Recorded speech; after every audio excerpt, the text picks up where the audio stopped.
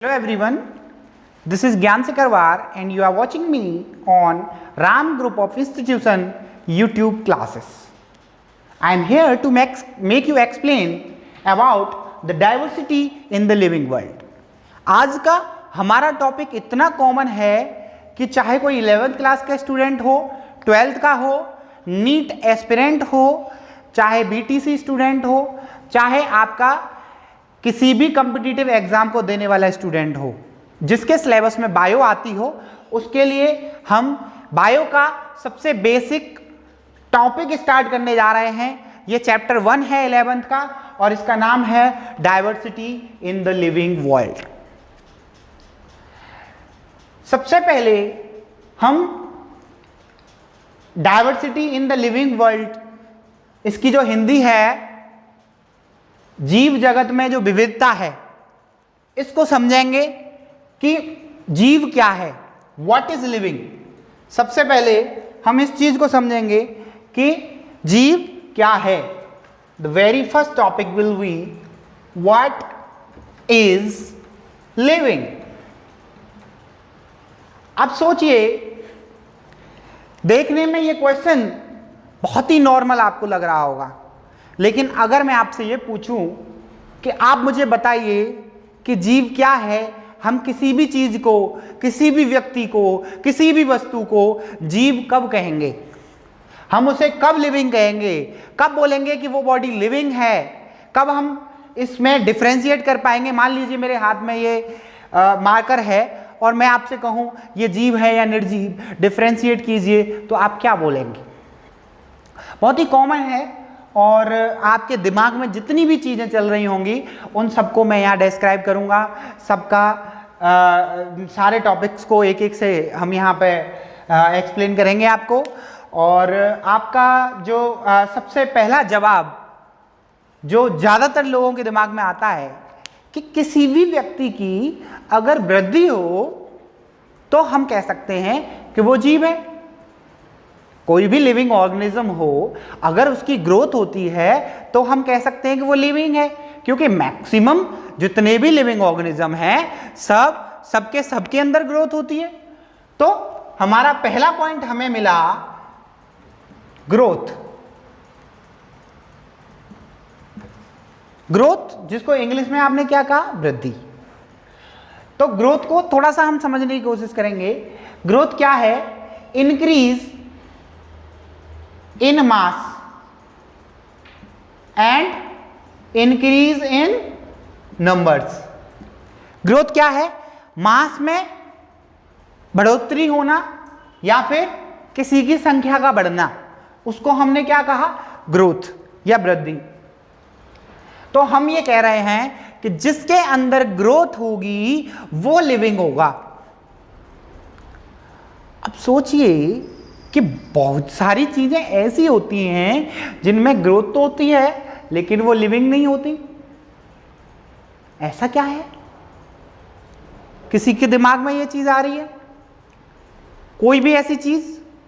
Yes, आप देखोगे कि जो गार्बेज होता है उसकी वृद्धि होती जाती है, धीरे धीरे बढ़ता जाता है। अब आपने आज देखा, आप 2 साल बाद देखिए कितना बढ़ गया, तो क्या हम उसको बोल देंगे कि वो लिविंग है? नहीं।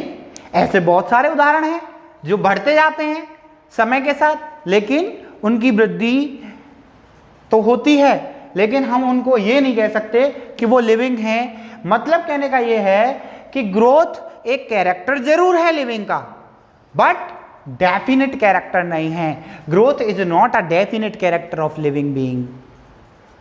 नेक्स्ट, आपके दिमाग में कोई चीज आ रही हो कि किसी को जीवित हम कब कहते हैं, तो नेक्स्ट थिंग हमारी होगी, वो नॉर्मली आप लोग कह देते हैं कि जो सांस लेगा वो लिविंग बीइंग होगा। अब एनिमल्स में मानव भी आते हैं और जानवर भी आते हैं। तो जनरली एनिमल्स क्या करते हैं, ऑक्सीजन लेते हैं और कार्बन डाइऑक्साइड छोड़ते हैं, तो एक तरीके का वो ब्रीदिंग करते हैं। तो हम कह सकते हैं कि मैक्सिमम जितने भी लिविंग होंगे उनके अंदर ये फैसिलिटी होगी, ये प्रॉपर्टी होगी, ये गुण होगा, ये उनका कैरेक्टरिस्टिक होगा कि अगर उनके अंदर ब्रीदिंग हो रही है तो हम कह सकते हैं कि वो लिविंग हैं। ब्रीदिंग क्या है? इनटेक ऑफ ऑक्सीजन या एयर, सिंपली अगर हम बोलें इनटेक ऑफ एयर और इनहेलेशन ऑफ एयर और एक्सहेलेशन ऑफ एयर। एयर को अंदर लेना या छोड़ना ही क्या कहलाता है? ब्रीदिंग। किसी के दिमाग में कोई ऐसा कंसेप्ट आ रहा है कि सांस ली जा रही हो और छोड़ी जा रही हो, वो जीवित ना हो? यस। आप में से कुछ लोग इस बात को सोच रहे होंगे कि जितनी भी कार हैं, ऑटोमोबाइल्स हैं, जितनी भी बाइक हैं, आपकी एरोप्लेन है, सबके सब एयर लेते हैं। जनरली आम भाषा में तो ये चीज बोली जाती है कि हमारी गाड़ी एयर ले गई भाई, अक्सर ऐसा कह देते हैं। तो एयर ले रही है, छोड़ भी रही है एयर। कार्बन डाइऑक्साइड कितनी रिलीज होती है ऑटोमोबाइल से, आप हम सब लोग जानते हैं इस चीज को। तो क्या हम कह सकते हैं वो लिविंग है? नहीं। और क्या है? तो और भी बहुत सारे उदाहरण हैं इस तरीके के, लेकिन इनसे हमें ये नहीं मालूम चलता कि ये क्या डेफिनेट कैरेक्टर है। नहीं है। ये कॉमन कैरेक्टर जरूर हो सकता है। ब्रीथिंग एक कॉमन कैरेक्टर हो सकता है लिविंग बीइंग का, लेकिन डेफिनेट कैरेक्टर नहीं हो सकता। तो और सोचिए, और क्या हो सकता है? किसी के दिमाग में कोई चीज आ रही हो? यस। थर्ड पॉइंट आपका रहेगा रिप्रोडक्शन। रिप्रोडक्शन, अब रिप्रोडक्शन को प्रजनन कहते हैं, और रिप्रोडक्शन से आप मैक्सिमम स्टूडेंट्स के दिमाग में ये चीज आ रही होगी कि रिप्रोडक्शन तो ऑब्वियस है कि लिविंग के अंदर ही होगा, नॉन लिविंग के अंदर तो रिप्रोडक्शन हो ही नहीं सकता। हम पहले इसकी डेफिनेशन समझेंगे, फिर उसके बाद देखते हैं। री वर्ड का मतलब है अगेन, और प्रोडक्शन वर्ड का मतलब है टू प्रोड्यूस, किसी भी चीज का बनना दोबारा से, दैट इज कॉल्ड रिप्रोडक्शन। अब रिप्रोडक्शन भी क्या नॉन लिविंग और नॉन लिविंग थिंग्स के अंदर पॉसिबल है? यस, पॉसिबल है। आप देखते हो आज की टेक्नोलॉजी इतनी बढ़ गई है कि मैक्सिमम चीजें रिसाइकल्ड और रिप्रोड्यूस करके ही बनाई जा रही हैं, जिनमें एक छोटा सा उदाहरण मैं आपको बकेट का दूंगा कि जो बाल्टी है, बकेट है, वो आप जाते हो जनरली अगर मार्केट से खरीदने तो कोई 60 रुपए की मिल रही है, कोई 560 की भी मिल रही है। तो आप देखोगे कि जो 60 वाली है वो रिप्रोड्यूस्ड है, रिसाइकल्ड है, दोबारा से उसे बनाया गया है, दोबारा से मोल्ड करके उसे पेश किया गया है, इसलिए लो कॉस्ट पे दी जा रही है। तो दोबारा से बहुत सारे प्लास्टिक प्रोडक्ट्स को दोबारा बनाया जाता है। तो हम यहां से ये तो इस बात को नहीं बोल सकते कि ये डेफिनेट कैरेक्टर हो गया रिप्रोडक्शन। रिप्रोडक्शन तो नॉन लिविंग थिंग्स में भी हो रहा है। तो अल्टीमेटली हम इसको भी बोल सकते हैं कि reproduction is a common character of living being. कोई भी लिविंग बीइंग है उसका रिप्रोडक्शन कॉमन कैरेक्टर तो हो सकता है, लेकिन ये डेफिनेट कैरेक्टर नहीं है। Reproduction is not a definite character of living being. अब सोचिए कि क्या ऐसा हो, कौन सी चीज ऐसी हो जिससे कोई ऐसा गुण, अब तक हम लोग, आप लोग ये सोच रहे होंगे कि जीव क्या है ये बताना तो बहुत नॉर्मल है, ये गुण है, लेकिन अगर उन गुणों को मैं आपसे पूछ रहा हूं तो सारे के सारे आपके गुण जो है फेल होते जा रहे हैं, सारे के सारे आपके कैरेक्टर्स फेल होते जा रहे हैं। तो आप सोचिए कि नई चीज क्या हो। इसके अलावा आगे अगर आप बात करो तो इसके बाद जो हमारा टॉपिक रहेगा मूवमेंट।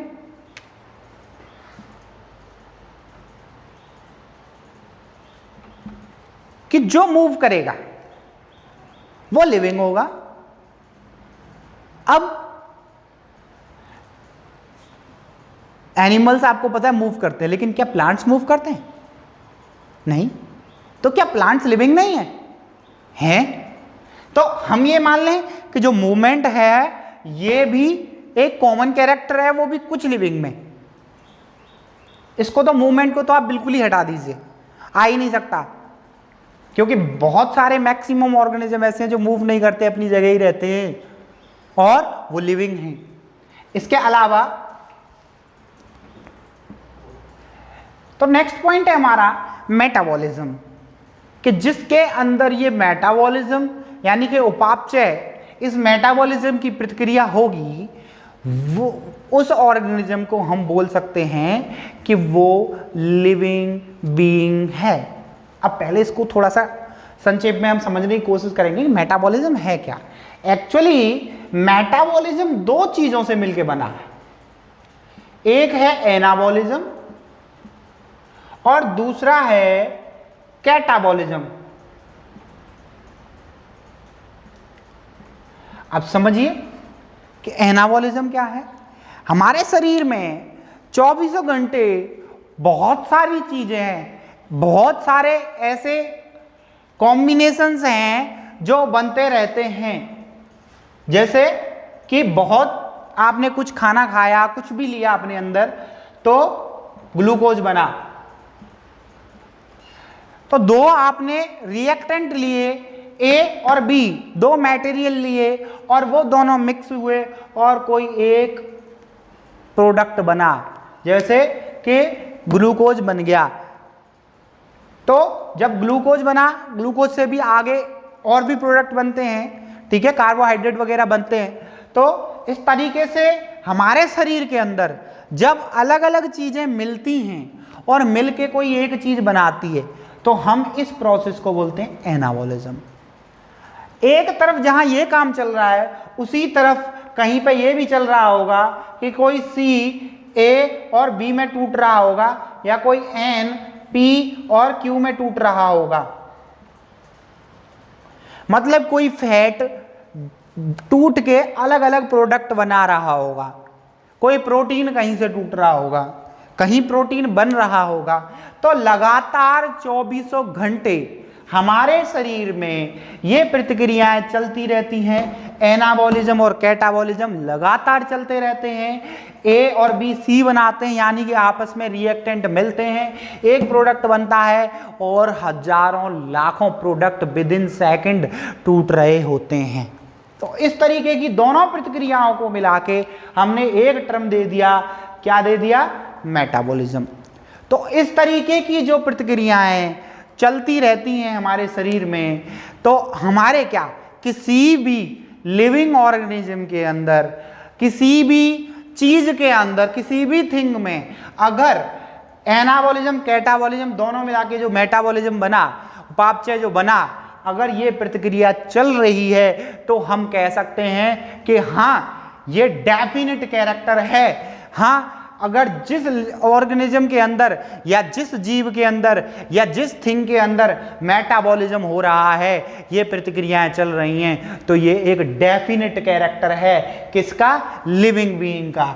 हम यहाँ पे बोल सकते हैं कि जो लिविंग बीइंग है उसके अंदर मेटाबॉलिज्म हो रहा होगा। क्या कोई स्टूडेंट इस चीज को सोच रहा है कि इसका भी कुछ तोड़ उसके पास है? क्या किसी नॉन लिविंग रिएक्शन में, किसी भी नॉन लिविंग रिएक्शन या किसी भी नॉन लिविंग थिंग के अंदर मेटाबॉलिज्म पॉसिबल है? सोचिए। हाँ है। कहां पर? किसी भी लेबोरेटरी में, किसी भी बायो लैब में, किसी भी केमिस्ट्री लैब में अगर आप देखो तो जो अच्छी अच्छी लैब्स हैं वहाँ पे ग्लूकोज भी बन रहा है, वहाँ कार्बोहाइड्रेट भी बन रहा है, वहाँ फैट भी टूट रहा है। ये सारी प्रतिक्रियाएं लगातार वो लोग अपनी लैब में एक्सपेरिमेंट कर रहे होते हैं। तो क्या आप ये कह दोगे कि वो लिविंग बॉडी हो गई? No, those are not living things, these are only just living reactions. हम उनको लिविंग रिएक्शंस कह सकते हैं कि हाँ वहां पे वो लिविंग रिएक्शंस हो रही हैं, लिविंग रिएक्शंस उस लेबोरेटरी में प्रिपेयर हो रही हैं, लेकिन लिविंग थिंग नहीं बोल सकते।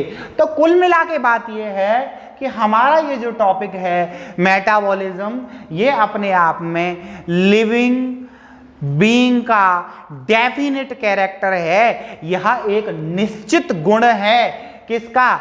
लिविंग बीइंग का। इसके अलावा कोई और चीज जो आपके दिमाग में आ रही हो? नेक्स्ट, इसके अलावा एक चीज और बचती है जो शायद आपके दिमाग में काफी पहले से आ रहा होगा, और वो है कॉन्शियसनेस। कॉन्शियसनेस,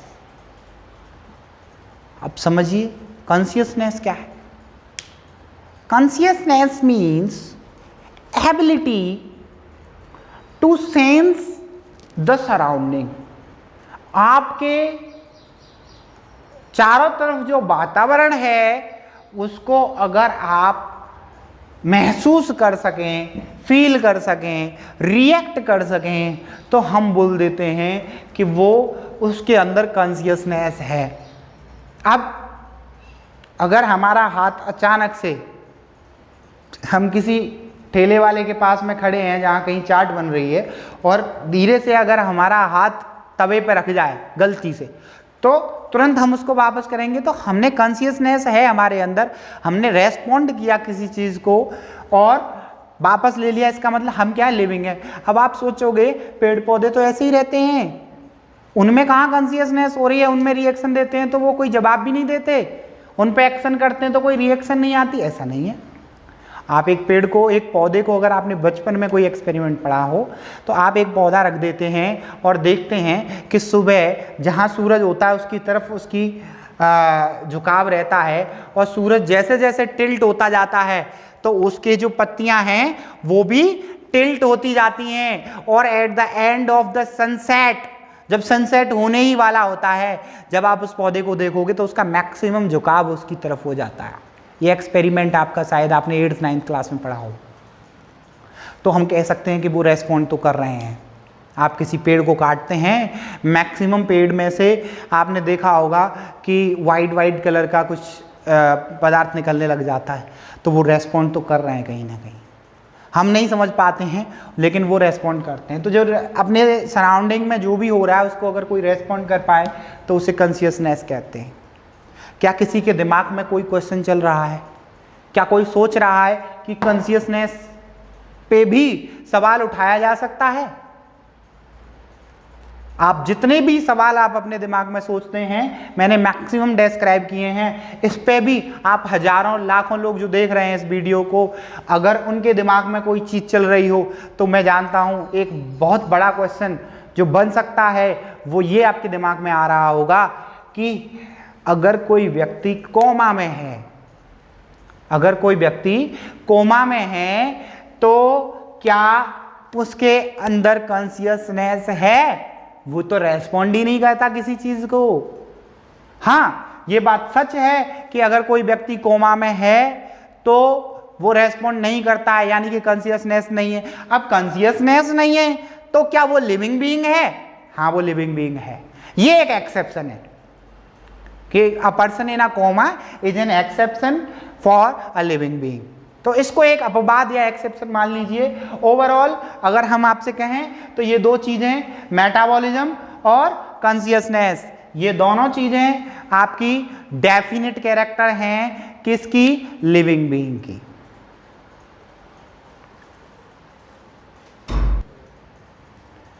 अब हमारा जो नेक्स्ट टॉपिक है इस पहले चैप्टर के अंदर वो है डाइवर्सिटी। तो जो डाइवर्सिटी टॉपिक है इसमें आप सबसे पहले समझेंगे कि डाइवर्सिटी है क्या। बायो है, लिविंग बीइंग के बारे में पढ़ रहे हैं, तो डाइवर्सिटी को थोड़े अच्छे तरीके से अगर मैं बोलूं तो हम कह सकते हैं बायोडाइवर्सिटी। बायोडाइवर्सिटी। तो बायोडाइवर्सिटी क्या है? आप एक चीज समझिए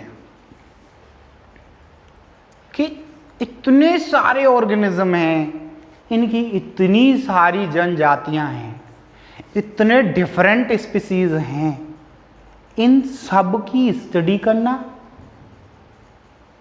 कैसे मुमकिन है? कैसे हम पता करें कि वो राम है वो श्याम है? कैसे पता करें कि वो कुत्ता है वो बिल्ली है? कैसे पता करें वो आम का पेड़ है वो अमरूद का है? कैसे पता करें कि वो चमेली का फूल है या वो कमल का है? ये सारी चीज़ें सबको एक सिस्टमैटिक वे से अरेंज करना, इन सब के बारे में पढ़ना, ये हर एक स्पीसीज की बात चलिए तो मैं आपको बता दूं कि दुनिया में लगभग 1.7 से लेके 1.8 मिलियन स्पीसीज एग्जिस्ट करती हैं, जो जिनको हम जानते हैं, जो वेल नोन स्पीसीज हैं वो इतनी हैं। और इनकी सबकी स्टडी करना, सारी चीज़ों के बारे में पढ़ना ही हमारा बायोडाइवर्सिटी कहलाता है। एक एक चीज़ का विभाजन, एक एक चीज़ का अलग अलग सेटलमेंट, हर चीज़ के अलग अलग नाम, हर चीज़ का अलग अलग डेस्क्रिप्शन, हर चीज़ को अलग अलग तरीके से पढ़ना, इतने बड़े लेवल पे जो विभाजन हुआ है, जो क्लासिफिकेशन हुआ है, जो सिस्टमैटिक्स हुआ है, जिनका हमने नोमेनक्लेचर भी किया है, उन सब चीज़ों को मिला के हमने एक टर्म दिया जिसका नाम है बायोडाइवर्सिटी। तो डाइवर्सिटी में हमारा पहला टॉपिक बायोडाइवर्सिटी। अब जब हमें ये सारे काम करने हैं तो सबसे पहला इसमें टर्म आएगा क्या? नोमेनक्लेचर। अब समझिए, आप कैसे पता करोगे, कैसे डिफ्रेंशिएट करोगे कि डॉग है ये कैट है? इसके लिए हम नोमेनक्लेचर, नाम की पद्धति बनाएंगे, एक सिस्टम बनाएंगे, सबका अलग अलग नाम रख देंगे। इसका ये नाम है, उसका वो नाम है, इसका ये नाम है, ताकि हम आसानी से एक दूसरे के नाम से हम उन्हें बुला सकें। इस नोमेनक्लेचर में जो सबसे पहले यहाँ जो साइंटिस्ट आए, जिन्होंने इसके बारे में अच्छे तरीके से डिस्क्रिप्शन दिया, साइंटिस्ट तो हजारों आए, लेकिन जिनकी बात को रख लिया गया, मान लिया गया, उनका नाम लिनियस था। और उन्होंने एक पद्धति दी, द्विनाम पद्धति, जिसको हमने बाइनोमियल नोमेनक्लेचर कहा। तो बाइनोमियल जो नोमेनक्लेचर है, ये द्विनाम पद्धति है, वो लिनियस ने दी थी। ये एक स्टैंडर्डाइजेशन नाम आ जाएगा कि आपके शहर में, आपके देश में अगर किसी चीज को कद्दू कह रहे हैं, किसी दूसरे के यहाँ उसको काशीफल कह रहे हैं, किसी तीसरे के यहाँ मीठा बोल रहे हैं, चौथे के यहाँ कुछ कह रहे हैं, पागल हो जाएगी दुनिया। कैसे हम एक ही नाम को सब जगह बोलें? तो इसके लिए एक स्टैंडर्डाइजेशन नाम रखा गया, जिसको बाइनोमियल नोमेनक्लेचर कहा गया। इसके कुछ गुण भी बुक में डिस्क्राइब किए गए हैं कि ये लैटिन भाषा में लिखे होंगे, लैटिन भाषा में होंगे और लिखे होंगे इटैलिक्स में। या तो हम इन दोनों नाम को ए और बी, एक किसी एक चीज के दो नाम बनाए जाएंगे। जैसे एक उदाहरण बतौर मैंगो, तो मैंगो का स्टैंडर्ड नाम जो है वो आप मैक्सिमम लोग जानते होंगे, मैंजीफेरा इंडिका। मैंजीफेरा इंडिका, तो मैंजीफेरा इंडिका जो नाम है वो आपका मैंगो का नाम है। मैंजीफेरा इंडिका और साइंटिस्ट का नाम लिनियस से बना लिन। तो इसमें जो बाइनोमियल इसका जो नाम है, अभी हम साइंटिस्ट का आपको नहीं बता रहे हैं, यहाँ तक समझिए कि इन दोनों को सेपरेटली अंडरलाइन करना है, इनको इटैलिक्स में लिखना है। इस तरीके से कई सारे नियम लिनियस ने बताए कि बाइनोमियल नोमेनक्लेचर उसने दिया और इस तरीके के नाम ऐसे लिखने हैं, और द्विनाम पद्धति के अकॉर्डिंग ही पूरे के पूरे विश्व को इन सभी प्लांट्स और एनिमल के नाम याद रखने हैं, जिसमें कि ये स्पीसीज और जीनस होते हैं जिनके अकॉर्डिंग हम पहचानते हैं कि ये कौन सी स्पीसीज है, इसका जीनस क्या है। तो बाइनोमियल पद्धति, द्विनाम पद्धति, बाइनोमियल नोमेनक्लेचर लिनियस ने दिया, जो कि बहुत जरूरी था बायोडायवर्सिटी को समझने के लिए। इसके अलावा दूसरी चीज और क्या थी जो हमें इंपॉर्टेंट लगी, वो था आइडेंटिफिकेशन। अब एक बात बताइए कि आप जब तक पहचान ही नहीं करोगे उसकी कि वो है क्या, आप नाम कैसे दे दोगे। तो इसलिए आइडेंटिफिकेशन भी नेसेसरी है। तो हम पहले उसकी पता लगाएंगे, उसके गुणों के बारे में पता लगाएंगे कि क्या गुण हैं, किस तरीके से हैं, क्या आइडेंटिफिकेशन है, क्या आइडेंटिटी है उसकी, उसके अकॉर्डिंग फिर उसका नोमेनक्लेचर कर देंगे। तो इस तरीके से ये 2-3 टॉपिक थे बायोडायवर्सिटी के अंदर। इसके अलावा कुछ टर्म और एनसीईआरटी में दे रखे हैं, जैसे कि हमारा जो नेक्स्ट टर्म होगा वो क्लासिफिकेशन। अब क्लासिफिकेशन क्या होता है? क्लासिफिकेशन होता है वर्गीकरण। क्लासिफिकेशन क्या होता है? वर्गीकरण होता है। जो इतनी सारी चीजें हैं, इन सब को, इतने सारे ग्रुप्स को एक कन्वीनियंट कैटेगरी में डिवाइड करना ही क्लासिफिकेशन कहलाता है। कि जितनी भी चीजें हैं उनको हम एक कैटेगरी में डाल दें, कैटेगरी में डिवाइड कर दें, तो हमने उनको क्लासिफाई कर दिया मतलब। और कन्वीनियंट कैटेगरी जैसे आपने डाल दिया कि डॉग हैं, कैमल्स हैं, तो कैमल्स में सारे कैमल आ जाएंगे, तो वो एक पर्टिकुलर कैटेगरी बना दी। तो इस तरीके की जितनी कैटेगरी हैं, उन सभी कैटेगरी का अगर हम साइंटिफिक टर्म एक दे दें, तो उस साइंटिफिक टर्म को जो डिफरेंट कैटेगरीज में हमें मिला, उसको हमने एक टर्म दिया टैक्सा, टैक्सा या टैक्सोन। और उसी से बना हमारा next point, that is taxonomy. बहुत सारे बच्चे कंफ्यूजन करते हैं टैक्सा में, टैक्सोन में। पहले मैं टैक्सोनॉमी बताऊंगा, फिर आपको टैक्सा का इंट्रो दूंगा।